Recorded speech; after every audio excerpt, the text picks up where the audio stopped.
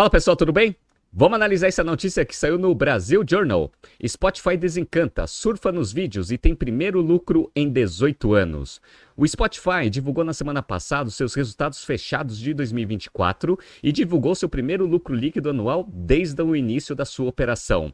Como o Spotify conseguiu fazer isso? É isso que a gente vai ver aqui nesse BTC News. Se você gosta das nossas análises, por favor, dê um like nesse vídeo. E se você puder compartilhar as nossas análises com pessoas que possam fazer bons delas, a gente agradece.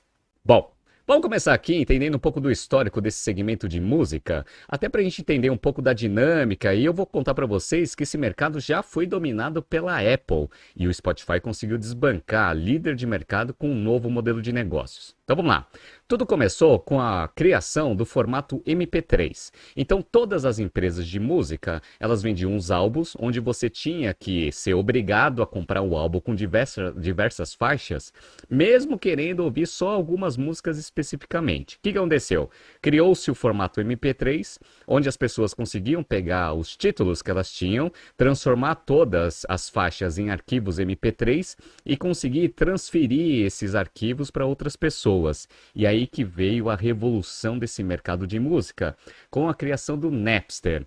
O Napster foi uma plataforma criada para você conseguir pegar esses MP3, colocar numa pastinha no seu computador e peer-to-peer você conseguia transferir essa música para quem tinha Napster também. Isso daqui foi ótimo para as pessoas porque elas conseguiam pegar aquelas faixas específicas e outra coisa que era muito legal é que era de graça, né? Então você conseguia ter as músicas que você queria, conseguindo pegar isso via Napster sem precisar pagar nada, né? Nenhum centavo para ter essas músicas, né? E aí o que aconteceu? A indústria fonográfica ela começou a sofrer bastante porque isso, obviamente, era pirataria. Eles não conseguiam ganhar nenhum dinheiro e as músicas estavam sendo difundidas para o mercado. Até que aconteceu um fato muito interessante. A Apple, que em 98 estava quebradaça, começou um processo de turnaround muito forte, liderada pelo Steve Jobs, que retornou para a empresa.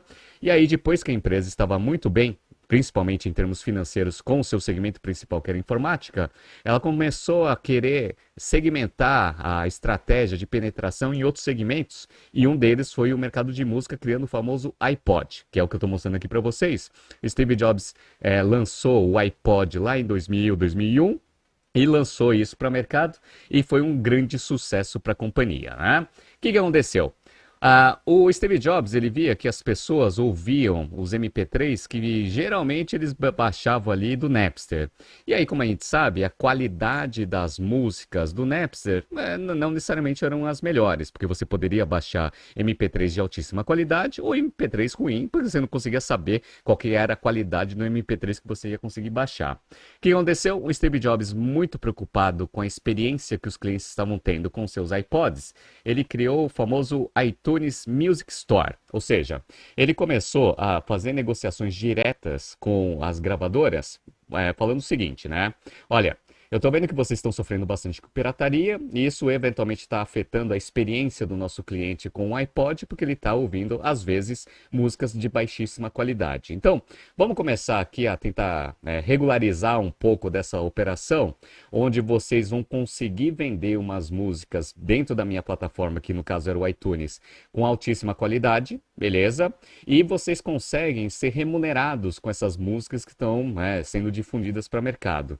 Só que ele decidiu que para você conseguir eventualmente ter uma capilaridade nesse serviço, as músicas tinham que ter preços específicos. No caso, 99 centavos as músicas tradicionais e lançamentos $1,99. As gravadoras, obviamente, elas não gostaram muito, né, dessa estratégia de pricing, até porque elas iam ganhar muito pouco, né, com as faixas que seriam comercializadas dentro do iTunes. No entanto, o Steve Jobs ele deu, né, o cenário de negociação. Ou é isso, ou vocês continuam brigando com pirataria, né? A pirataria vai rolar solta ainda, vocês não vão ganhar nada. Aqui eu estou dando um canal onde vocês conseguem minimamente rentabilizar essas músicas digitais. E aí as gravadoras não tinham o que fazer, ficaram na mão da Apple. E aí a Apple começou a crescer bastante e a gente sabe toda a história, né? Os iPods foram um sucesso e criou-se o iPhone e assim por diante, né? Só que Vocês conseguem, né, perceber que as gravadoras, elas não estavam muito felizes. Por quê? Porque elas só conseguiam ganhar dinheiro via iTunes Store. E aí eles começaram a ter negociações mais pesadas, com a Apple pedindo mais margem dessas músicas que estavam sendo comercializadas, e o Steve Jobs sabia que ele tinha o domínio desse canal e ele era muito duro na negociação. O que as gravadoras fizeram, pessoal? As gravadoras, elas começaram a tentar ver alternativas para chegar no consumidor final.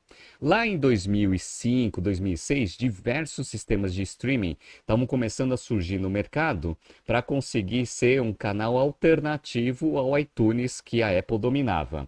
E as gravadoras, elas começaram a incentivar a criação dessas startups, como? Oferecendo diversos títulos para conseguir facilitar a adesão desses serviços de streaming, né, pelos consumidores. Um deles foi o Spotify. O Spotify ele foi fundado lá na Suécia em 2006 e o início das operações foi em 2008. E aí eles receberam diversos incentivos das gravadoras para conseguir ter um catálogo de músicas muito grande para o sistema, obviamente, ser bastante atrativo e começar a roubar um pouco de market share da Apple. Deu certo? Deu muito certo. O Spotify cresceu avassaladoramente no mundo inteiro e conseguiu fazer a sua abertura de capital lá no dia 3 de abril de 2018. Não foi um IPO, foi uma listagem direta, ou seja, quem era sócio, que investiu bastante no crescimento do Spotify, conseguiu vender as suas ações lá na Nasdaq e não teve novas emissões de ações, ou seja, o Spotify não captou dinheiro nessa listagem direta para mercado. Por que isso aconteceu? Bom, vamos pegar aqui os financials e eu vou explicar para vocês a beleza do modelo de negócios do Spotify. Então, para quem está vendo aqui na tela, eu estou mostrando para vocês um histórico de P&L de 2014 até 2018, que foi quando eles fizeram a abertura de capital. Então, o crescimento foi sensacional. Lá em 2014, a receita era 1 bilhão e 85 de euros. Lá em 2018 já era 5 bilhões 259. Olha que sensacional, né? Beleza. Aí você pega aqui o lucro bruto de 1 bilhão 353. Como as despesas ainda eram maiores do que o lucro bruto, você tinha prejuízo operacional, mas era bem baixinho, 43 milhões de euros de prejuízo operacional. Como eles faziam bastante operações de hedge, porque a operação tradeava em várias moedas, eles tinham resultados financeiros apertados, o que fazia a empresa ficar com lucro líquido negativo de 78 milhões de euros, mas um prejuízo relativamente pequeno para uma receita de 5 bilhões 259, né? Beleza, então a gente já viu que a empresa estava quase no break-even naquele momento.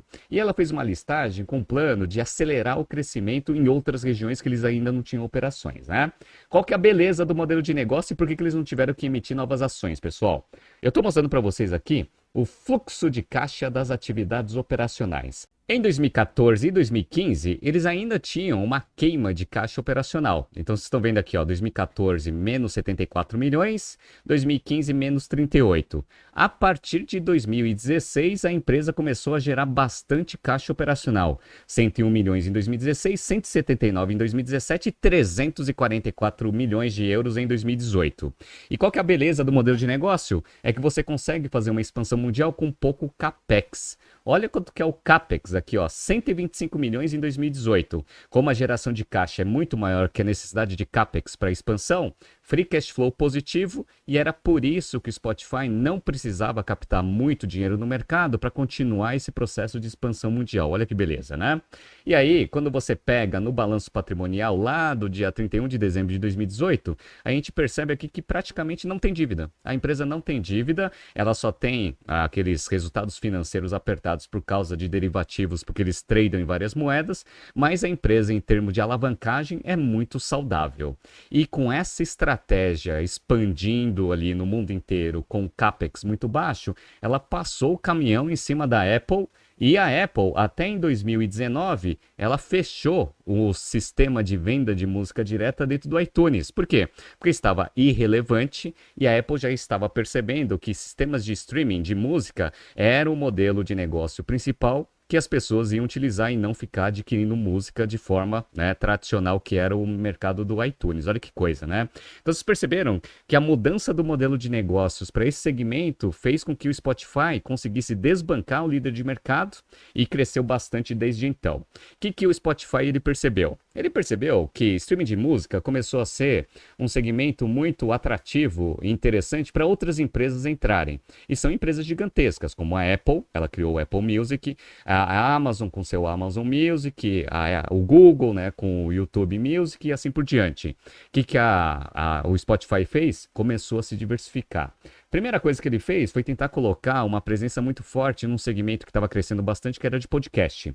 Lá no dia 19 de maio de 2020, ele criou lá um contrato exclusivo com o Joe Rogan e diversos outros podcasters famosos nos Estados Unidos para conseguir ter exclusividade e começar a ter uma representatividade maior dentro desse segmento e não só de música. E no ano de 2023, dia 11 de julho de 2023, eles começaram a fazer videoclips para conseguir competir com o YouTube, que é um dos principais concorrentes na parte de vídeos. Então, ó, clipes completos no Spotify. O que se sabe até agora sobre o novo recurso?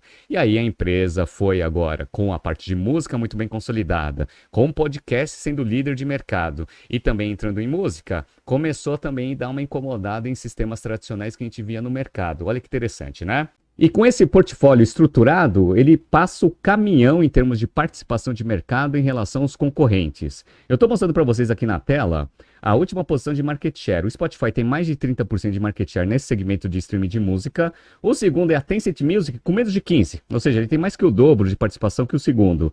O terceiro é a Apple Music, o quarto a Amazon e o quinto o YouTube Music, que é do Google. Então, o Spotify ele se mantém líder e consegue ainda segurar a market share de empresas gigantescas no mundo inteiro com essa estratégia muito bem elaborada. Vamos dar uma olhada aqui nos financials de 2024, pessoal. Vamos lá. Receita líquida, 15 bilhões 673, que gerou um lucro bruto de 4 bilhões 724, um aumento de margem bruta ali em torno de uns 30%. Como ele também fez um processo de otimização operacional, fez um corte de despesa, as despesas baixaram de 3 bilhões e 800 para 3 bilhões e 300, o que gerou um lucro operacional de 1 bilhão 365, contra um prejuízo operacional em 2023 de 446 milhões de euros. E a empresa divulgou o seu primeiro lucro líquido anual de 1 bilhão 138. Olha que sensacional. Como que o Spotify conseguiu fazer isso? Vamos lá? Então, ó, primeiro, crescimento de base de usuários. Então, a base de usuários chegou a 675 milhões ali no final do quarto trimestre de 24, um crescimento de 12%, sendo que 263 são assinantes premium, aqueles que pagam assinatura, e 425 que usam o serviço de graça, mas tem que ouvir propaganda, né? A receita, 87% da receita vem dos assinantes pagos. Então, só no quarto trimestre, dos 4 bilhões 242, 3 bilhões 705 é assinante pago. Só 537 são dos assinantes de graça que ouvem propaganda. E a margem bruta atingiu no quarto trimestre 32,2% contra 26,7% no quarto trimestre de 2023. É você conseguir fazer o upsell, aumentando ainda mais a agregação de valor com podcast, com vídeo, e aí faz as pessoas pagarem mais com um custo relativamente controlado. Aumento de margem bruta na veia, né?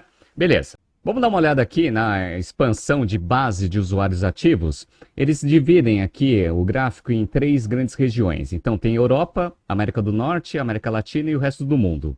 A gente vê aqui que 34% dos usuários ativos vêm do resto do mundo, América Latina 22%, 17% América do Norte e 27% Europa. Quando a gente olha a evolução das barrinhas aqui históricas desde o quarto trimestre de 20, a gente percebe que existe uma expansão com menos resistência no resto do mundo. Você tem ali uma expansão um pouco mais controlada, dado o aumento da competição na América Latina e na Europa.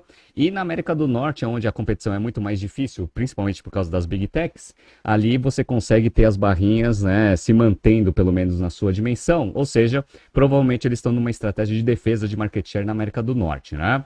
Bom, a expansão, como eu falei para vocês, ela exige pouco CAPEX. Vamos dar uma olhada aqui na demonstração de fluxo de caixa para eu mostrar para vocês como que esse CAPEX é baixo, tá? Bom, eles chegaram aqui numa espetacular geração de caixa operacional de 2 bilhões 301 em 2024, contra uma geração de caixa operacional de 680 milhões de euros aqui em 2023, né?